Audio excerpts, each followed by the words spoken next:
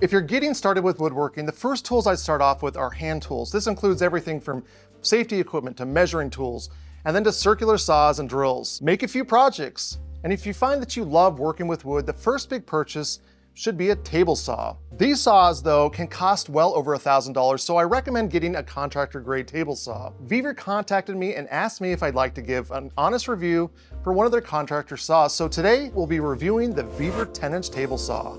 It has a 10-inch blade and a 25-inch rip capacity.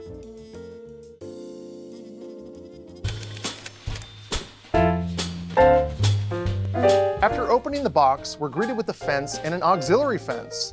More on the auxiliary fence later. With my son, we pulled out the main body. Everything is put together.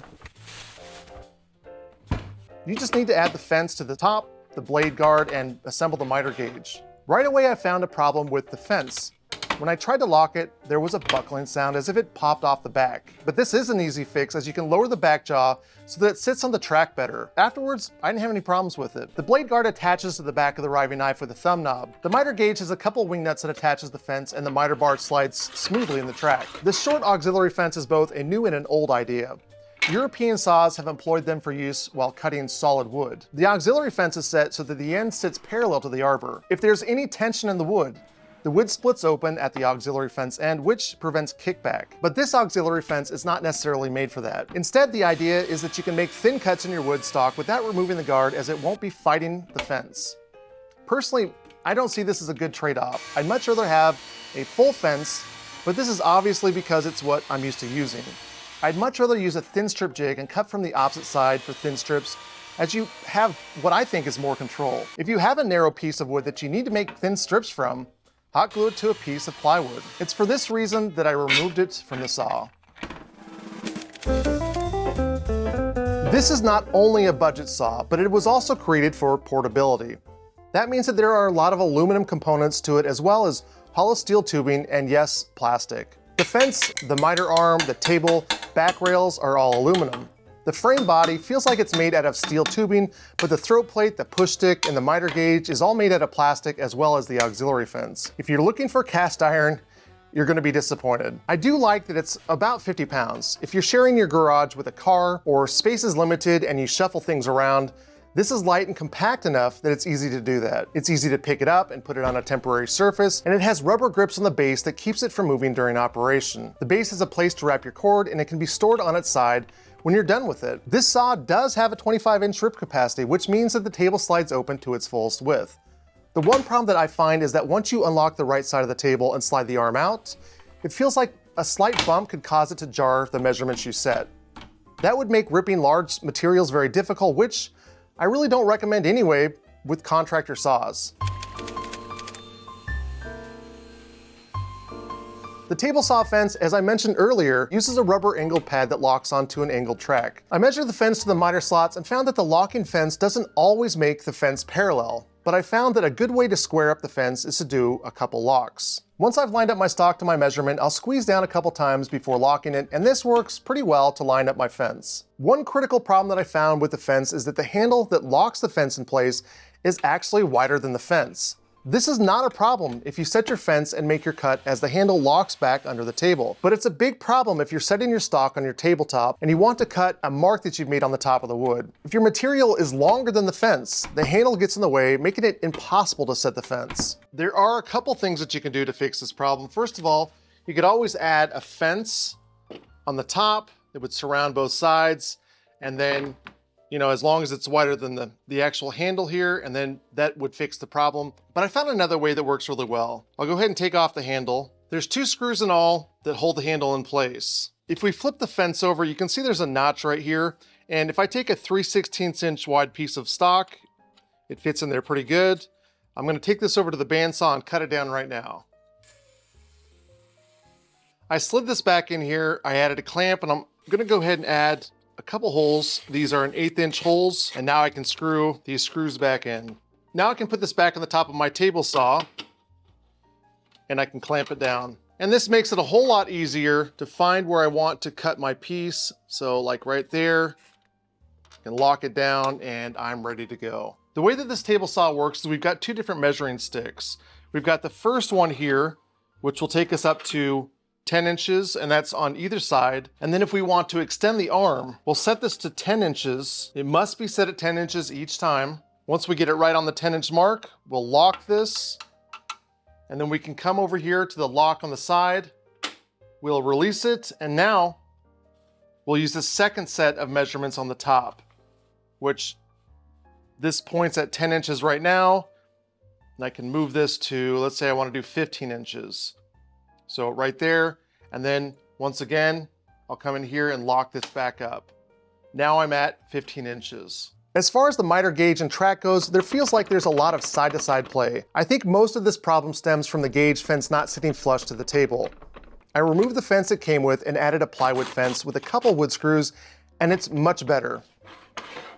As far as play in the slot, I found that there's probably about a 1/64 of an inch horizontal movement, but this is normal. To make it a little snugger, I used polyethylene slick tape, which took out that tiniest bit of play.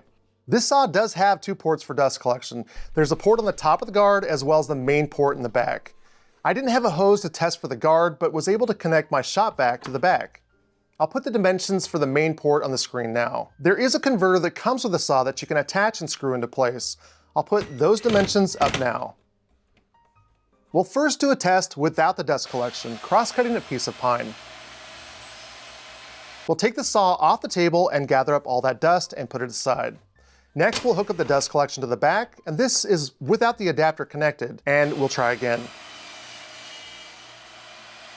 This is without the dust collection, and this is with the dust collection. It would be interesting to see if that second hose could possibly eliminate the rest of the sawdust, but this is far better than my old contractor grade saw that I had many years ago that would just dump the sawdust on the floor or release it into the air. To raise the blade, we have this hand wheel on the bottom that conveniently lets us know which is up and down by plus and minus symbols. The movement is smooth and quick, and it doesn't take much to use it. With each rotation of the hand wheel, the blade raises about 1/8 of an inch.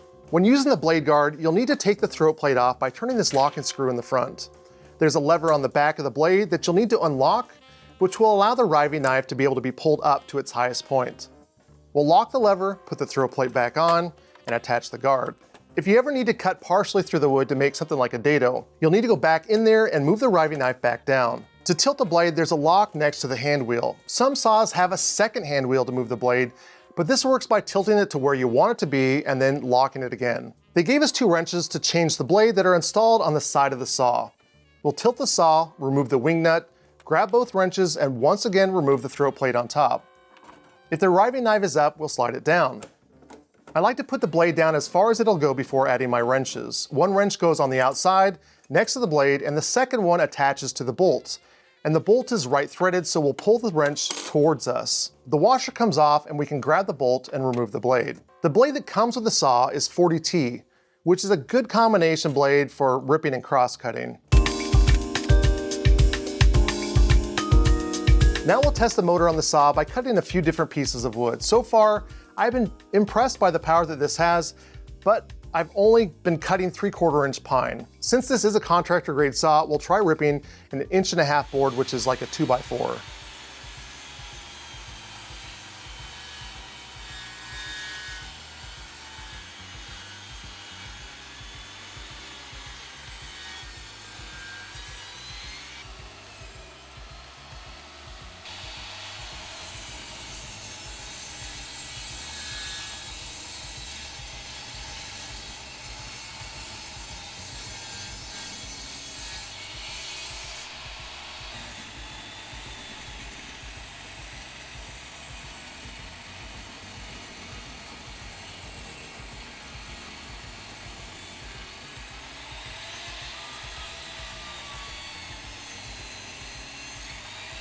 And finally, the hardest wood that I have in my shop is Jatoba. Let's see how well it does.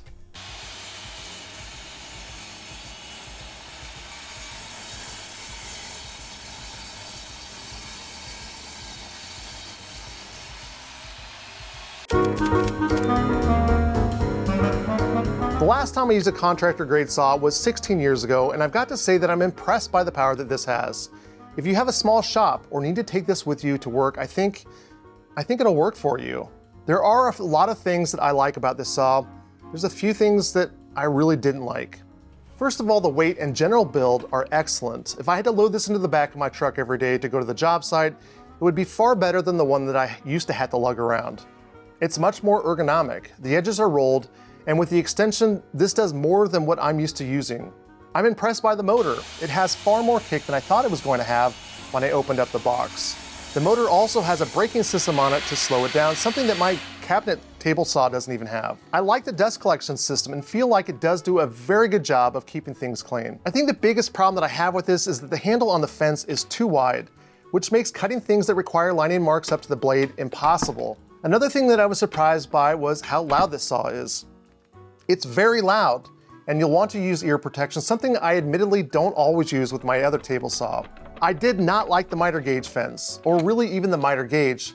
While functional, it feels cheap and it does feel like an afterthought. The saw that was sent to me did not have a base included. If I were going to buy the saw, I would spend the extra money to have a base that would allow me to roll it away to store it. Both the saw with a base and the saw that I tested have discount codes that I'll leave in the description down below. If you have more questions with this, you can leave a comment or send me an email. Thank you so much for watching. I'd like to welcome Sam W. as one of my newest patrons and invite you to be a part of the team.